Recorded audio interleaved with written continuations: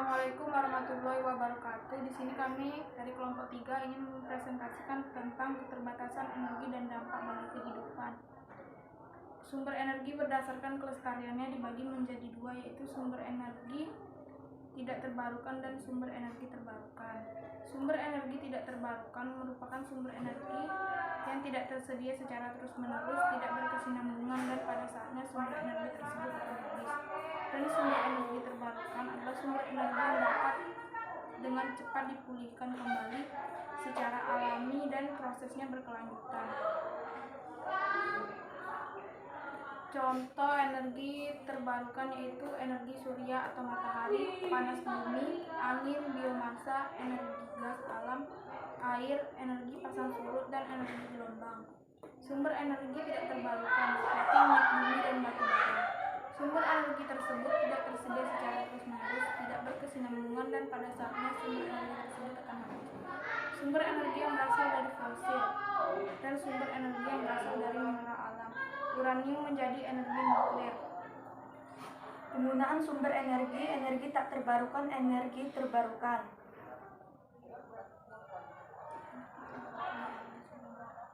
Energi surya matahari seperti pembangkitan listrik tenaga matahari menghasilkan uap panas untuk menjalankan turbin yang menghasilkan listrik. Pemanasan yang pendingin tenaga matahari. Panas bumi sebagai tenaga pembangkit listrik dan digunakan dalam bentuk listrik sebagai sumber panas yang dimanfaatkan secara langsung menggunakan pipa ke perut bumi sebagai pompa panas yang dipompa langsung dari perut bumi. Angin menggunakan kincir angin yang dihubungkan dengan generator atau turbin untuk menghasilkan tenaga listrik. Melakukan pengiringan padi, keperluan irigasi, dan digunakan untuk memompa air untuk mengairi sawah. Biomasa memanfaatkan biomasa menjadi biobriket, gas yang dipergunakan sebagai bahan bakar motor untuk menggerakkan generator pembangkit listrik. Pembuatan etanol dari biomasa digunakan sebagai bahan bakar untuk memproduksi bahan bakar biocair.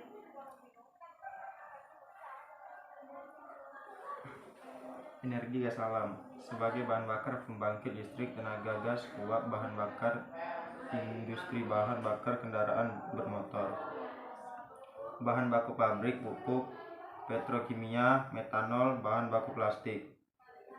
Komoditas energi untuk ekspor memanfaatkan gas alam untuk air kondisioner AC.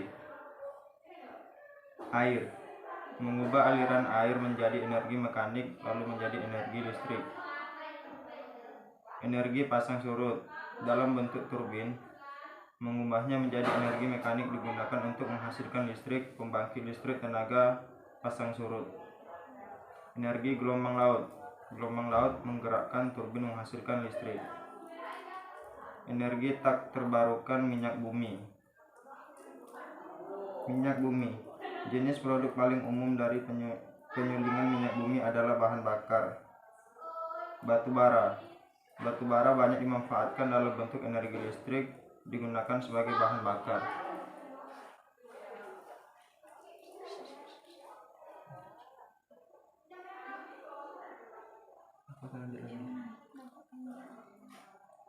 Dampak penggunaan pengadaan peralatan untuk mengelola atau mengolah sumber energi membutuhkan biaya yang tidak sedikit. Harga dari sumber energi yang dibutuhkan mahal sehingga meningkatkan jumlah pengeluaran. Perindustrian akan mengurangi jumlah tenaga kerja karena biaya bahan atau bahan baku yang tinggi, otomatis jumlah produksi sedikit.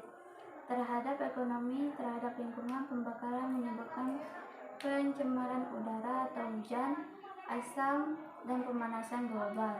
Kadar gas rumah kaca di atmosfer meningkat sehingga terjadi peningkatan efek rumah kaca dan pemanasan global.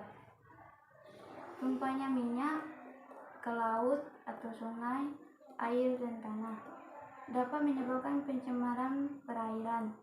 Tanah bekas tambang merusak kesuburan tanah terhadap kesehatan. Asam mengakibatkan gangguan pernapasan kronis hingga kematian. Radiasi yang diakibatkan oleh redaktor Nuril mengancamkan tanah bekas tambang, merusak kesuburan tanah terhadap kesehatan. Asap mengakibatkan gangguan pernapasan kronis hingga kematian. Pembangkit listrik tenaga angin dapat merubah iklim lokal maupun global.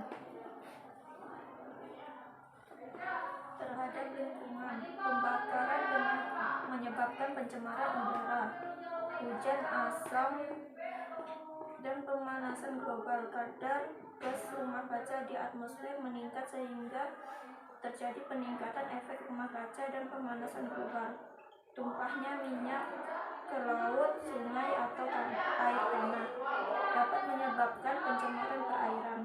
Tanah bekas tambang merusak kesuburan tanah terhadap kesehatan. Asap mengakibatkan gangguan pernafasan kronis hingga kematian.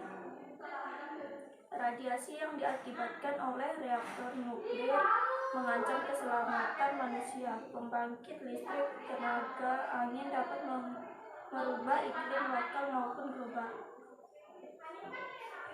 Terhadap ekonomi, pengadaan peralatan untuk mengelola atau mengolah sumber energi membutuhkan biaya yang tidak sedikit. Harga dari sumber energi yang dibutuhkan mahal sehingga meningkatkan jumlah pengeluaran. Perindustrian akan mengurangi jumlah tenaga kerja karena biaya bahan bakar atau bahan baku yang tinggi, otomatis jumlah produksi sedikit.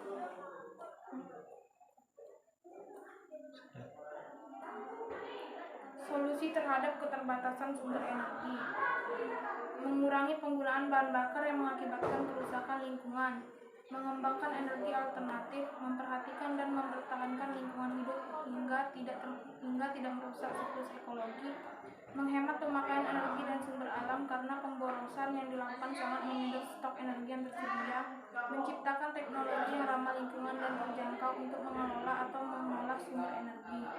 Kesimpulan, jadi dapat disimpulkan bahwa penggunaan sumber energi harus dikurangi. Mengingat keterbatasan energi dan dampak buruk yang ditimbulkan oleh energi tersebut, hal ini dapat diminimalkan dengan penghematan energi dan mengembangkan energi alternatif, sehingga stok energi yang masih ada dapat digunakan dalam waktu yang lebih lama.